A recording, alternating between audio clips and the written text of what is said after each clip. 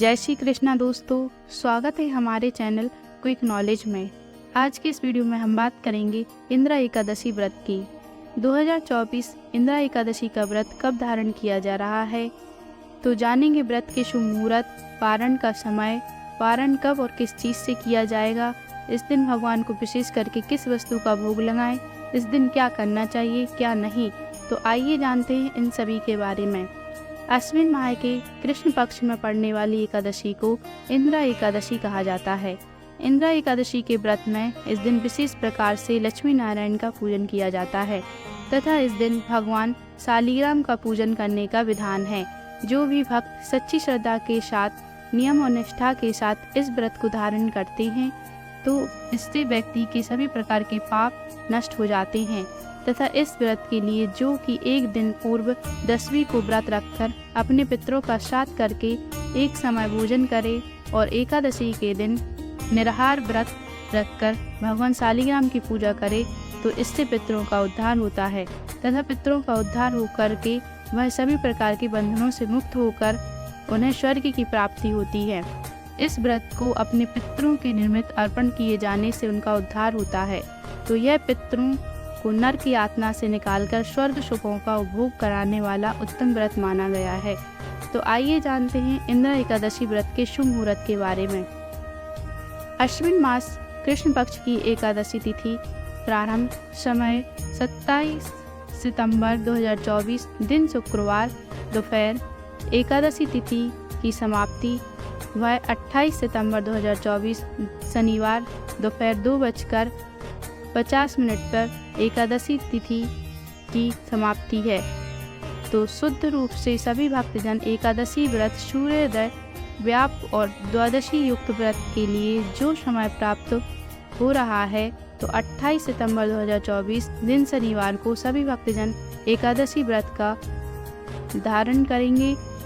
27 सितंबर को 10वीं के दिन नियमों का पालन करेंगे। 28 सितंबर को व्रत धारण करेंगे और 29 सितंबर को इस व्रत का पारण किया जाएगा। एकादशी व्रत का पारण हरिवासर समाप्त होने के बाद करना चाहिए। हरिवासर का समय द्वादशी तिथि का पहला चौथाई हिस्सा हरिवासर का होता है। तो द्वादशी तिथि को जो भी समाप्ति है वह 29 सितंबर 2024 दिन रविवार शाम 4:49 पर द्वादशी तिथि की समाप्ति है। तो सभी भक्तजन व्रत का पारण 29 सितंबर रविवार के दिन करेंगे। पारण का समय सुबह 6:12 से सुबह 8:35 तक इस व्रत का सभी भक्तजन पारण कर लेंगे। इस व्रत का पारण जो कि गुड़ से इस व्रत का पारण किया जाएगा। यह संभव ना हो पाए तो आप फल या जल से व्रत का पारण करें। एकादशी तिथि के दिन ब्रह्म मुहूर्त का जो समय है वह सुबह 4:36 से सुबह 5:24 तक होगा। सूर्योदय का समय सुबह 5:04 से और सूर्य अस्त शाम 5:47। इस दिन नक्षत्र जो कि अश्लेषा नक्षत्र होगा।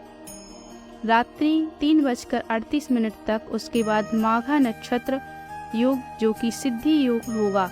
रात्रि 11:51 तक, उसके बाद साध योग होगा। 28 सितंबर को राहु काल का समय सुबह 8:04 से सुबह 10:01 तक होगा और 29 सितंबर को राहु काल का समय शाम 4:01 से शाम 5:46 तक होगा। राहु काल समय के दौरान कोई भी शुभ कार्य या नया कार्य नहीं करना चाहिए। इस बात का ध्यान रखें। जो भी भक्तजन एकादशी व्रत धारण करते हैं उन्हें एकादशी व्रत के लिए जो कि 10वीं के दिन से ही व्रत में नियम का पालन करना चाहिए। 10वीं तिथि के दिन सूर्य अस्त होने से पहले ही शुद्ध और स्वास्थ्यिक आहार ग्रहण करना चाहिए। इस दिन हविष्यान भोजन करने का विधान है जो कि जौ, गेहूँ, मूंग, शक्कर, काली मिर्च, गोघृत आदि का प्रयोग करके आप एक समय भोजन ग्रहण कर सकते हैं और फिर शाम को अच्छी प्रकार से दांत साफ करके रात्रि ब्रह्मचार्य का पालन करते हुए भगवान विष्णु के और एकादशी व्रत का स्मरण करते हुए 10वीं की रात्रि सोना चाहिए। इस दिन इंदिरा एकादशी के दिन अगर पितरों के निर्मित श्राद्ध तर्पण करते हैं तो 10वीं तिथि के दिन ही उनका श्राद्ध तर्पण करके अगले दिन जो कि निराहार व्रत धारण करना चाहिए। अगर पितरों से निर्मित इस व्रत को उन्हें अर्पण करना चाहते हैं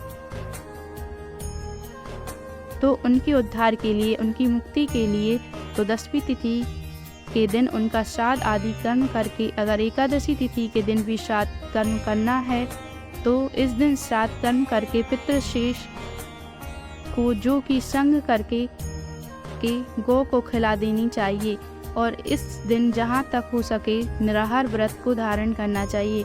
यह संभव ना हो पाए तो आप एक समय फलाहार ग्रहण करके व्रत को धारण करें और इस दिन पूरे विधि विधान के साथ भगवान विष्णु का, माता लक्ष्मी का और भगवान विष्णु के शालिग्राम स्वरूप का इस दिन पूरे विधि विधान के साथ पूजन करना चाहिए। इस दिन गंध, पुष्प, धूप, दीप आदि से पूजन करके भगवान को तुलसी पत्र अर्पित करें। बिना तुलसी के इनका पूजन मान्य नहीं होता है, तो तुलसी दल भगवान को अवश्य ही चढ़ाएं। धूप दीप दिखाकर इस दिन जो कि जहाँ तक हो सके ऋतु फल आदि का भोग लगाएं, दूध से बनी हुई वस्तुओं का भोग लगाएं और इस दिन विशेष करके भगवान को जो कि तिल व गुड़ की सामग्री का भोग लगाना चाहिए और उसे प्रसाद के रूप में ग्रहण करना चाहिए।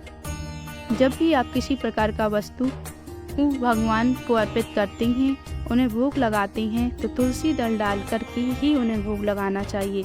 इस बात का ध्यान रखिए। इस प्रकार से भगवान का पूजन करके निवेद आदि अर्पित करके जल से आचमन करवाएं। मुख शुद्धि के लिए पान पत्र, सुपारी, लौंग, इलायची के साथ में अर्पित करें।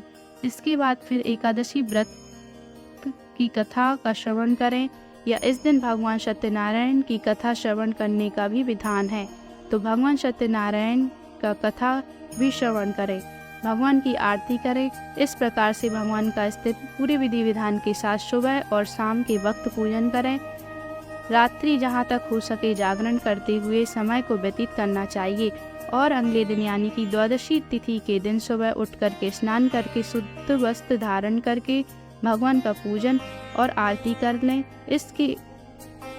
उसके बाद फिर ब्राह्मणों को भोजन करवाएं, ब्राह्मणों को दान और दक्षिणा दें, गरीबों को भोजन करवाएं और समय के अनुसार व्रत का पालन करना चाहिए।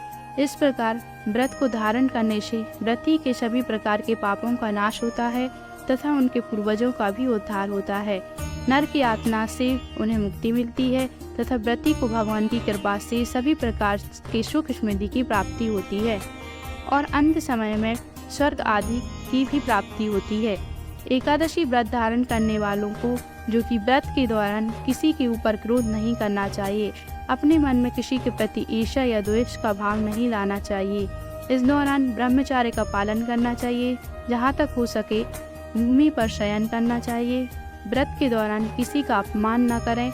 जो भी याचक कोई अगर आते हैं तो उन्हें अपने श्रद्धा भक्ति भाव के साथ और सामर्थ्य के अनुसार उन्हें दान दक्षिणा देनी चाहिए। 10वीं के दिन और एकादशी के दिन जो कि चावल ग्रहण नहीं करना चाहिए। अब द्वादशी के दिन पारण करने के बाद फिर चावल ग्रहण कर सकते हैं। व्रत के दौरान जहाँ तक हो सके ओम नमो भगवते वासुदेवाय या श्री कृष्ण गोविंद हरे मुरारी आदि अवश्य ही नाम जप करना चाहिए। भगवान के चरणों में अपना भक्ति भाव से मन लगाना चाहिए। इससे भगवान विष्णु अपने भक्तों पर अति प्रसन्न होते हैं और अपने भक्तों की सभी प्रकार के पाप को नष्ट कर देते हैं तथा सुख समृद्धि का आशीर्वाद प्रदान करते हैं। आशा करते हैं दोस्तों आपको हमारी जानकारी पसंद आई होगी। धन्यवाद।